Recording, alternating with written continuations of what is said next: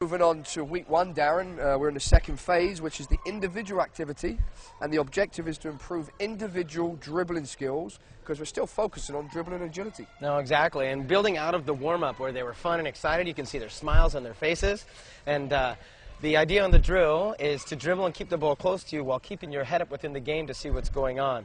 As you can see, each time one of the parents or coaches holds a ball up into the air, the kids have their head up and they know where to dribble the ball to.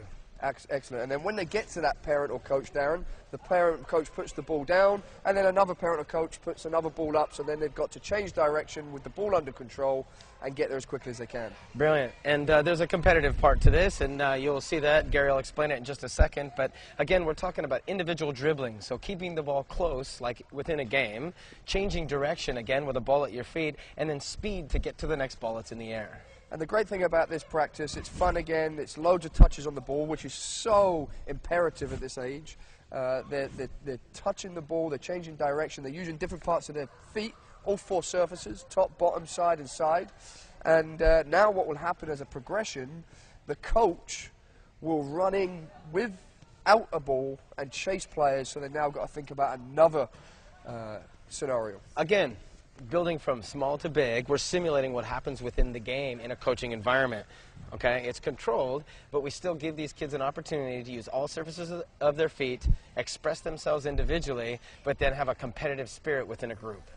And if you're looking at coaching points, from basic coaching points, dribbling with head up, Darren, how important is that to recognize where the space is and then exploit it? Well, it's massive. Within the game, you have to exploit space in order to penetrate the opposition. And you know, again, we're starting at the bottom end of the developmental curve, but the whole point is you'll find very quickly that kids recognize that, and you will find it within the game competition that they have.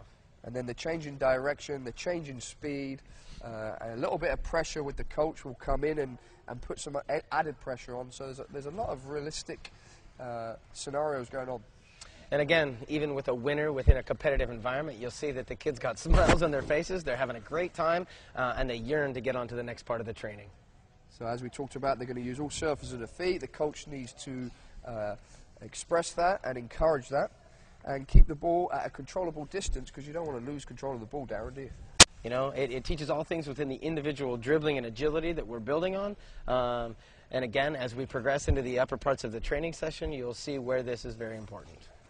At the end of the day, we're talking about competitive sport. We're working on individual player ability, but again, it is a sport, and at the end of the day, you're looking to compete, and you'll find that the kids will compete and solve that for you. You don't necessarily need to keep score, but within here, you'll find that each time that a child is the last one to the ball, they get to be a part of the session by now becoming a judge as to who the last person, so it keeps all players involved. So it's very important, and let's just talk about that for a second, that you don't want to, if a player is out, you don't want them to then be out of the session and then be disconnected from the group. So it's so important that you come up with ways, and a judge is always a good way because they feel involved and they're having fun doing it. Exactly, and anything that you can do as a coach to talk to them and keep them involved in the game, like, well, what do you think? What do you think they're doing well as they're being a part of it? That's just good coaching. Look at the smiles on their faces. Look at the non-directive coaching that's going on. The players are learning the necessary fundamental basics of dribbling without somebody speaking and taking their focus off what they should be doing, which is playing. And again, it's a controlled environment, so it's safe, but it's an environment that allows individual player expression and personal development, which is what we're looking for in the American soccer player.